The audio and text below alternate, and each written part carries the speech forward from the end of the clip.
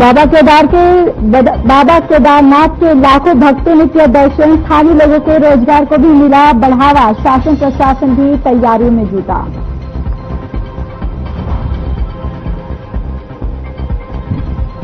केदारनाथ पहुंची दिल्ली की सीएम रेखा गुप्ता। बाबा केदार के दर्शन कर लिया आशीर्वाद। दिल्ली की सुख शांति की कामना की।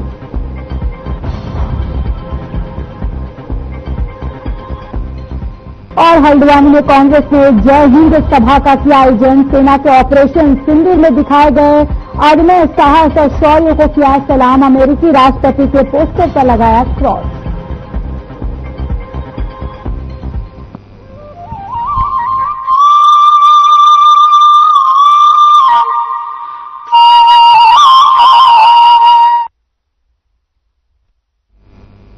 नमस्कार, बहुत स्वागत है आप सभी का। मैं हूं आपके साथ ज्योति यादव। चलिए बुलेटिन की शुरुआत करते हैं इस वक्त की बड़ी और अहम जानकारी के साथ। देहरादून से इस वक्त की बड़ी खबर सामने आ रही है। प्रदेश की सभी जिलों पर रहेगी ऑनलाइन नजर। आईसीडीए का सहयोग भी रहेगा। प्रदेश में 9 जेल और 2 उपजेलों में सुरक्षा भी किया गया है। गिरोह का संचालन करने की बातें भी सामने आ चुकी है। ये देहरादून से बड़ी जानकारी आप तक साझा कर रहे हैं, जहां पर जेलों में लगे क्लोज सर्किट कैमरे, जहां राज्य में किसी एक स्थान पर कंट्रोल बनेगा। प्रदेश में 9 जेल और 2 उपजेल है।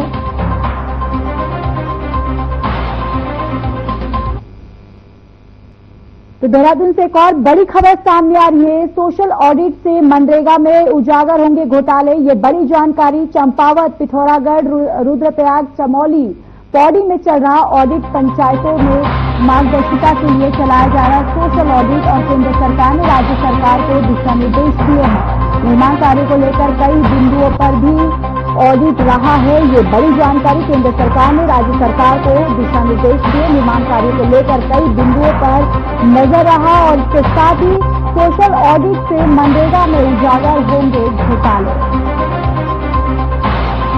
पंचायतों में पारदर्शिता के लिए चलाया जा रहा है ये ऑडिट।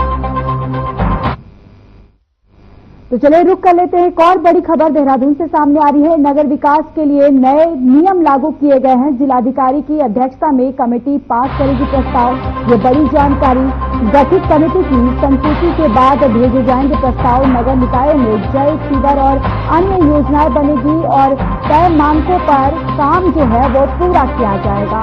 जिलाधिकारी की अध्यक्षता में कमेटी पास करेगी प्रस्ताव। गठित कमेटी की संस्तुति के बाद प्रस्ताव भेजे जाएंगे। नगर निकाय में जल, सीवर और अन्य योजनाएं बनेगी। तय मानकों को पूरा किया जाएगा और पूरे समय पर किया जाएगा। ये देहरादून से नगर विकास के लिए नियम लागू किया जाएगा। इस वक्त की ये बड़ी खबर आप तक पहुंचा रहे हैं।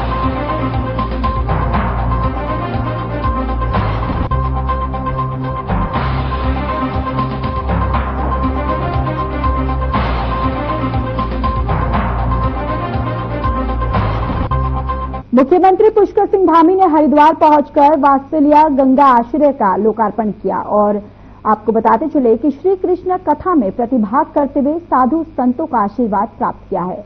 इस मौके पर उन्होंने मां गंगा की आराधना कर समस्त प्रदेशवासियों को सुख समृद्धि की भी प्रार्थना की है। मुख्यमंत्री ने कहा कि प्रधानमंत्री नरेंद्र मोदी के मार्गदर्शन से देवभूमि उत्तराखंड में अनेक प्रकार के विकास कार्य हो रहे हैं, जिसमें समान नागरिक संहिता प्रमुख है। और इसके साथ ही आपको ये भी बताते चले कि देवभूमि उत्तराखंड से, और इसके साथ ही देवभूमि उत्तराखंड से जैसे मां गंगा निकलती हैं और यहां से निकलकर पूरे देश को जल और जीवन देने का काम करती हैं, इस प्रकार समान नागरिक संहिता की ये गंगोत्री उत्तराखंड से निकल रही है।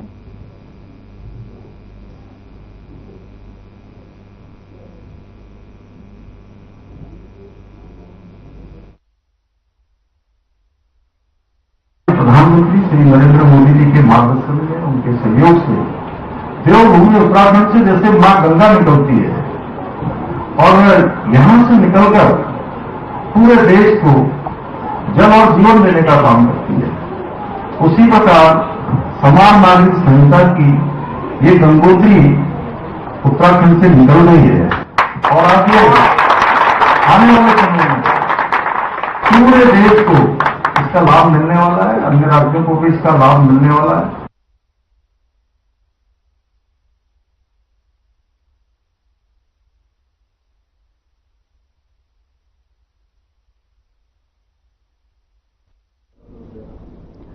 महिला सशक्तिकरण बाल विकास मंत्री रेखा आर्या ने मुख्यमंत्री वात्सल्य योजना के तहत और लाभार्थियों को 3 करोड़ 23 लाख रुपए से ज्यादा की धनराशि जारी कर दी है।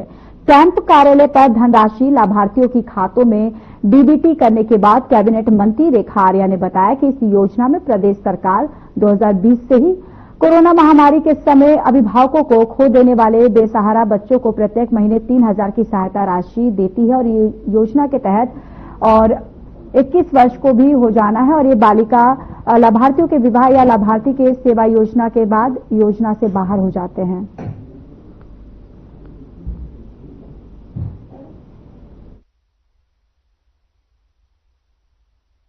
सब लोग जानते हैं कि हमारे जब कोविड काल चला था तो उस कोविड कालखंड में हमारे ऐसे बच्चे जो कि जिनके अभिभावक नहीं रहे या जिनके अभिभावकों में से एक सदस्य रहा या जिनके परिवार में कमाऊ सदस्य नहीं रहा, तो ऐसी परिस्थिति में उन बच्चों को वात्सल्य योजना के साथ में हम लोगों ने जोड़ा था।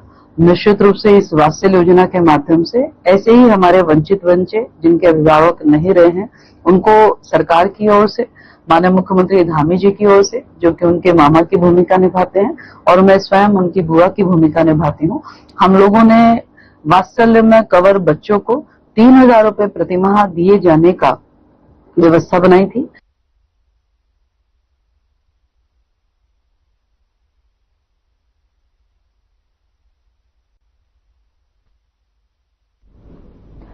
एक और देहरादून से बड़ी खबर सामने आ रही है। 1 महीने में केदारनाथ यात्रा से 200 करोड़ का कारोबार हुआ है। होटल कारोबार से मिले 100 करोड़ रुपए, हेली सेवा से 35 करोड़ रुपए मिले हैं।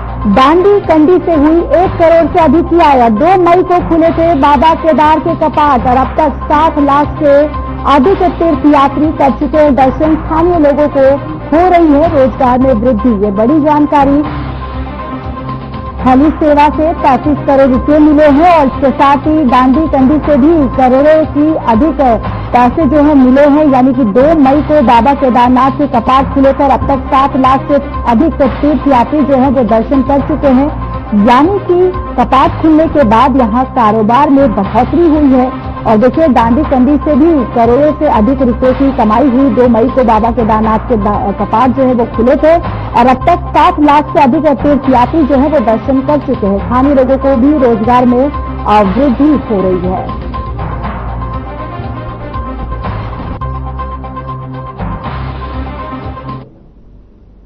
श्री केदारनाथ धाम यात्रा हर साल नए कीर्तिमान स्थापित कर रही है और एक और जहां बाबा केदारनाथ के दर्शन को देश विदेश से पहुंचने वाले श्रद्धालुओं का आंकड़ा नए रिकॉर्ड कायम कर रहा है, तो वही स्थानीय लोगों के रोजगार को भी बढ़ती हुई यात्रा से लगातार लाभ मिल रहा है।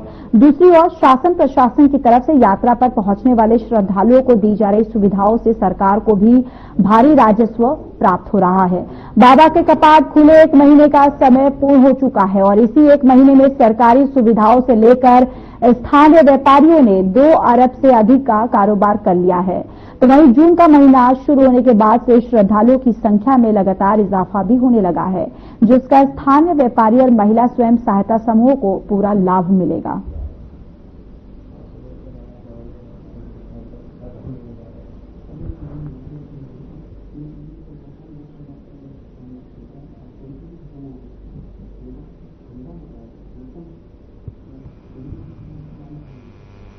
चारधाम के पहले प्रमुख तीर्थ धाम यमुनोत्री में 1 महीने में करीब 3.29 लाख श्रद्धालुओं ने यमुना नदी तप्त कुंड में डुबकी लगाई और मां यमुना की पूजा अर्चना कर दर्शन किए हैं। इन श्रद्धालुओं से यमुनोत्री मंदिर समिति को दान पात्र रसीद बुक के माध्यम से करीब 23 लाख से ज्यादा की आय हुई है। मंदिर समिति के अध्यक्ष एसडीएम ब्रिजेश कुमार तिवारी ने कहा कि चारधाम यात्रा बेहतर और सुव्यवस्थित ढंग से संचालित हो रही है, जिसके चलते श्रद्धालुओं की बढ़ती संख्या के साथ ही मंदिर समिति की आय में वृद्धि हो रही है।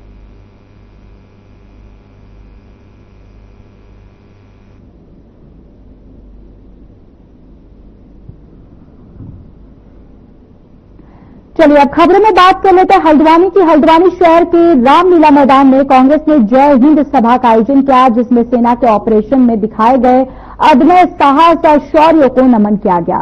वहीं अमेरिकी राष्ट्रपति डोनाल्ड ट्रंप की तस्वीर का मजाक उड़ाते हुए विरोध किया गया।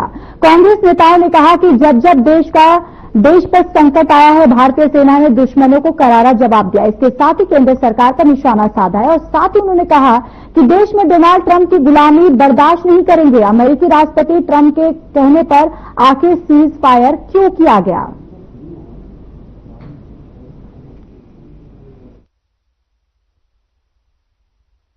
हमारे गौरव का, हमारी परंपराओं का, हमारे स्वाभिमान का, हमारे देश की एकता अखंडता का प्रतीक है जय हिंद। और जय हिंद के नाम पर पूरा देश एकजुट हुआ है। हमने जब भी देश में संकट आया है,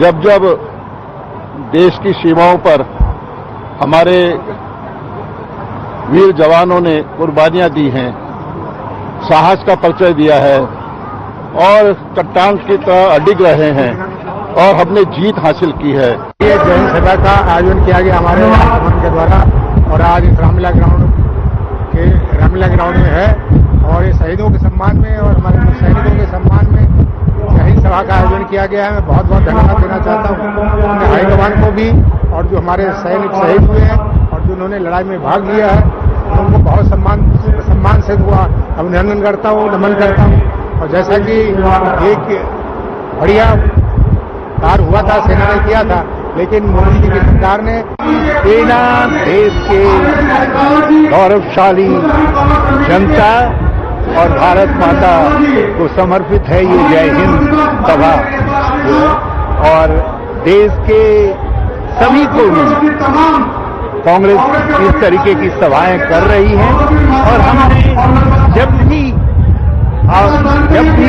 देश का प्रश्न आया हमेशा जय हिंद कहा। लोगों में दोनों चीजें, एक तो सेना के प्रति सम्मान है, उनके त्याग बलिदान और शौर्य को लेकर लोग ये चाहते हैं कि उनका सम्मान करें। दूसरा, जिस तरीके से भारत की सरकार ने ट्रंप के कहने में सीज फायर किया, जिस तरीके से हमारे विदेश मंत्री ने सेना को खतरे में डाला पाकिस्तान को पहला सूचना देके, जिस तरीके से राफेल जैसे विमान को हम इस्तेमाल नहीं कर पाए क्योंकि कोड नहीं थे, वेपन्स लोड नहीं हो सकते थे।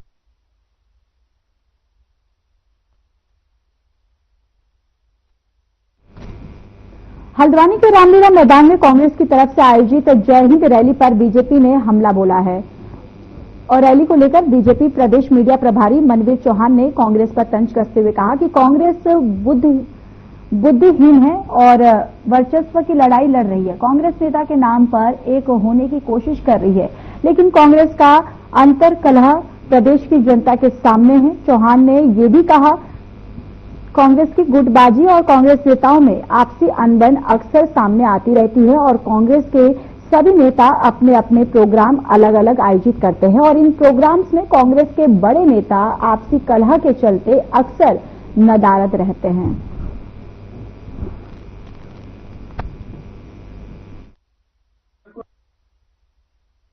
कांग्रेस पार्टी पूर्ण रूप से विचारहीन, मुद्दाविहीन हो गई है और कांग्रेस पार्टी में वर्चस्व की लड़ाई चल रही है और सेना के नाम पर जिस तरह से वो एक होने की कोशिश कर रहे हैं, लेकिन कांग्रेस पार्टी की जो अंतरकला है, कोई उनके विधायक प्रदेश अध्यक्ष के मंच पर शामिल नहीं होता कि जब तक वो प्रदेश अध्यक्ष रहेंगे तब तक मैं कांग्रेस पार्टी में नहीं हूं।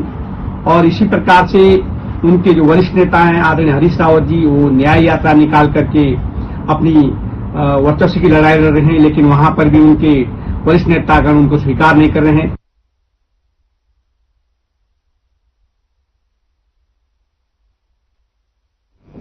ऑपरेशन सिंदूर की सफलता पर जसपुर में काशीपुर बीजेपी जिलाध्यक्ष मनोज पाल की मौजूदगी में एक भव्य तिरंगा यात्रा निकाली गई, जिसमें मुख्य अतिथि के रूप में कैलाश पंत दर्जा राज्य मंत्री ने शिरकत की है। साथ ही मुख्य अतिथि कैलाश पंत ने माता अहिल्याबाई होलकर की जयंती की शुभकामनाएं देते हुए बताया कि इस तिरंगा यात्रा का देश और पूरे विश्व में यह संदेश है कि जब हमारे देश का संकट की घड़ी आती है तब पूरे देश की जनता एकजुट होकर संकट की घड़ी का सामना करती है।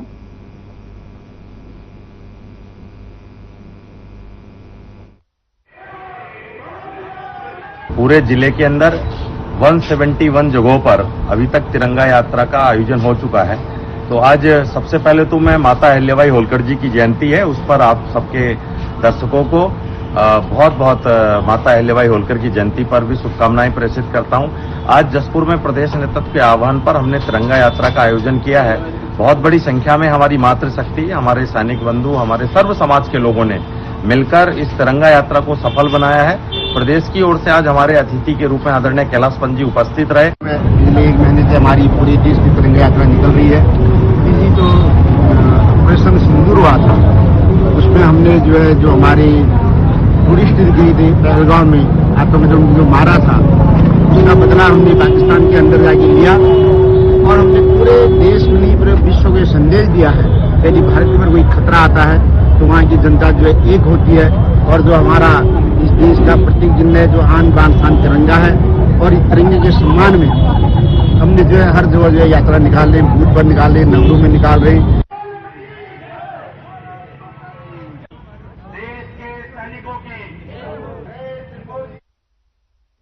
खबर रामनगर से है, जहां एक युवक ने बीजेपी के पूर्व नगर अध्यक्ष मदन जोशी पर आरोप लगाया और कहा कि मदन जोशी ने बेवजह आरोप लगाकर छवि धूमिल करने का प्रयास किया है। पीड़ित ने बताया कि नेता मदन जोशी लगातार मुस्लिम समाज के लड़कों को टारगेट कर रहे हैं। मदन जोशी ने सोशल मीडिया पर आकर जो बयानबाजी की है, उससे उनकी छवि और आत्मसम्मान को ठेस पहुंची है। और साथ ही आकिब ने मांग की है कि दोबारा लाइव आकर उनकी छवि को सही किया जाए और एक माफीनामा भी लिखवाया जाए। साथ ही मांगों पर कार्रवाई नहीं होने पर धरना प्रदर्शन की चेतावनी दी है।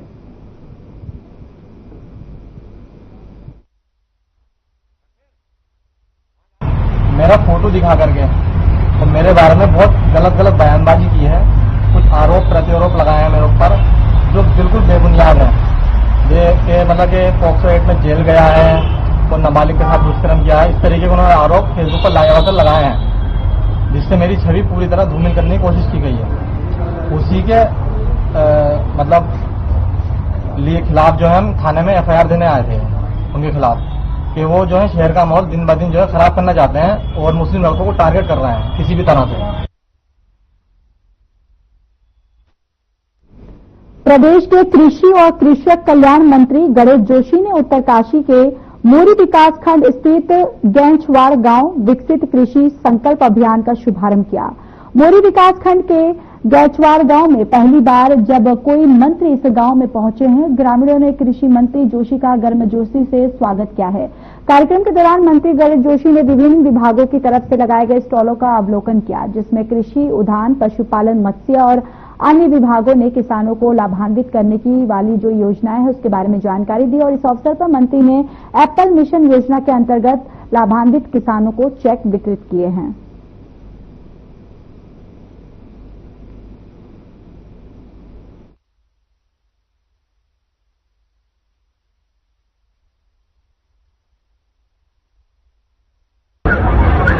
उनतीस तारीख को इसकी शुरुआत कृषि मंत्री जी ने उड़ीसा से की।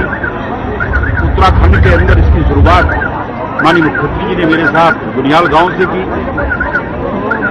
और हमारे जनप्रतिनिधि, हमारे मंत्री हर ब्लॉक में जाकर इस काम को कर रहे हैं। कल मैं नैनबाग नौगांव ब्लॉक में था, आज मैं बोरी ब्लॉक में हूँ, रचाण गांव में।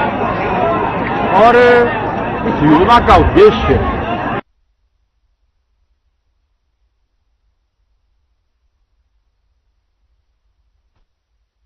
राज्य स्तरीय खेल परिषद उत्तराखंड के उपाध्यक्ष दर्जा राज्य मंत्री उत्तराखंड सरकार हेमराज बिष्ट ने खटीमा पहुंचकर सीएम धामी के ड्रीम प्रोजेक्ट नवनिर्मित वन चेतना मैदान चकरपुर खेल स्टेडियम का निरीक्षण किया। इस अवसर पर जिला खेल अधिकारी जानकी कार्की सहित अन्य खेल प्रशिक्षकों से उन्होंने खेल स्टेडियम के संबंध में आवश्यक जानकारी दी। इसके बाद खटीमा लोक निर्माण विभाग के अतिथि गृह में स्थानीय पत्रकारों से वो रूबरू हुए और सीएम धामी के विश्वास पर खरा उतरने के लिए राज्य में स्थित खेल स्टेडियम का निरीक्षण कर खेल सुविधाओं का बेहतर बनाने के लिए कवायद जो है वो की जा रही है।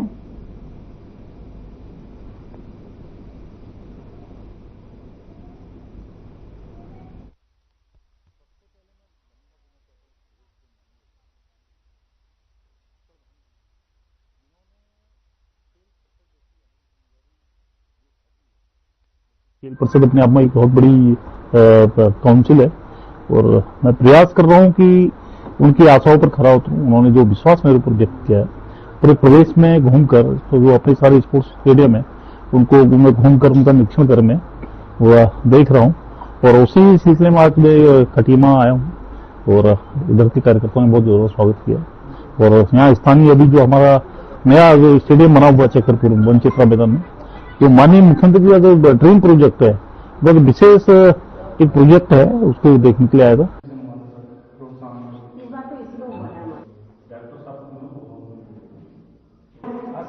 और इस बीच देहरादून से एक बड़ी खबर, जहां सौर ऊर्जा के लिए यहां पर अब गलियों को भी रोशन किया जाएगा। नगर निगम लगातार योजना पर काम कर रहा है।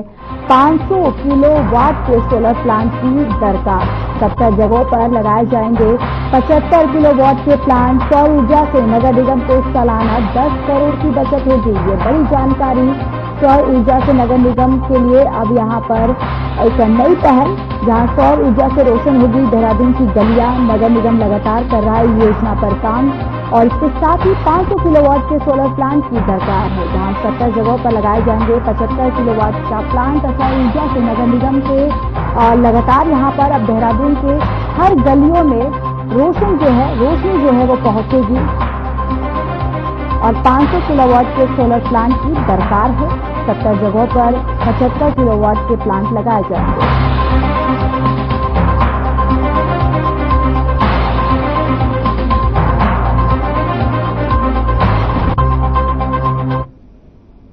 रामनगर में स्लॉटर हाउस को लेकर नगर पालिका चेयरमैन हाजी मोहम्मद अकरम और सभासदों के बीच विवाद बढ़ता जा रहा है। इसी के साथ दोनों पक्ष अब एक दूसरे के पर सीधा आरोप लगा रहे हैं और सभासदों ने प्रेस कॉन्फ्रेंस कर चेयरमैन पर भ्रष्टाचार और नियमों के खिलाफ काम करने के आरोप लगाए।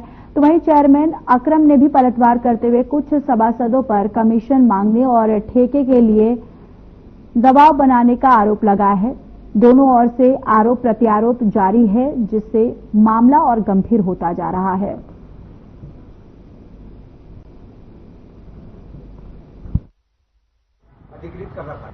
तो मामला तो ये सारे जो भी आरोप कल हमारे आपके माध्यम से हमने कल देखे मीडिया में, और तो ये सारे आरोप निराधार हैं।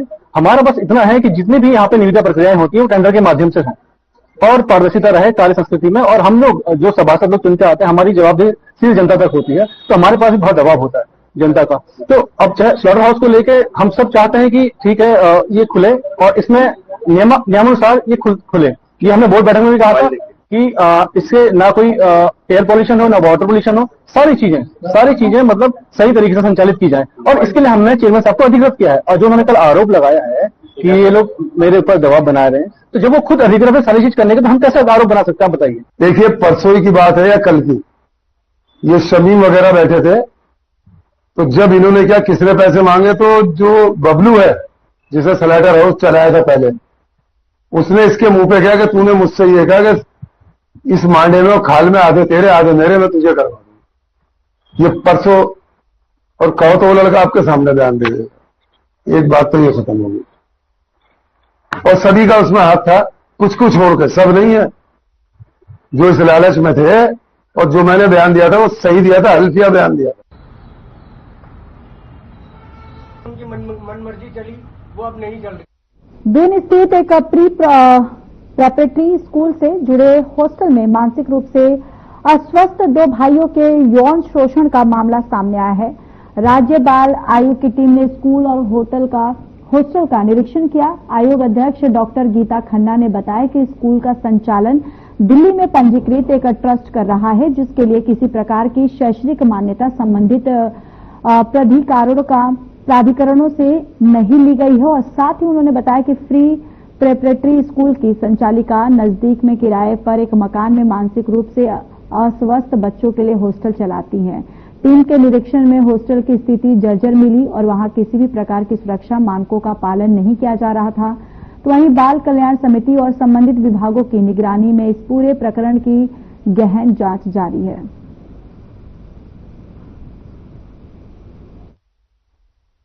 देखिए, पहली बात तो मैं उसको विद्यालय कहूं या ना कहूं वो ही सवाल है, क्योंकि एक किसी कारगिल में कहीं पर एक विद्यालय चल रहा है जो प्रिपरेटरी स्कूल की तरह चल रहा है दिव्यांगों के लिए, और उसी के एक्सटेंशन के रूप में पिछले 1 साल से किराए के 4 कमरों में फर्स्ट फ्लोर पे इन्होंने ये हॉस्टल फैसिलिटी शुरू करी, जिसका इन्होंने गूगल के माध्यम से प्रचार किया हुआ था।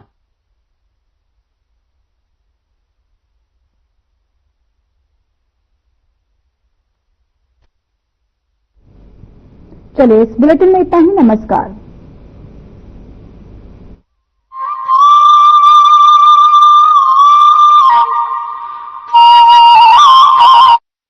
क्या रंग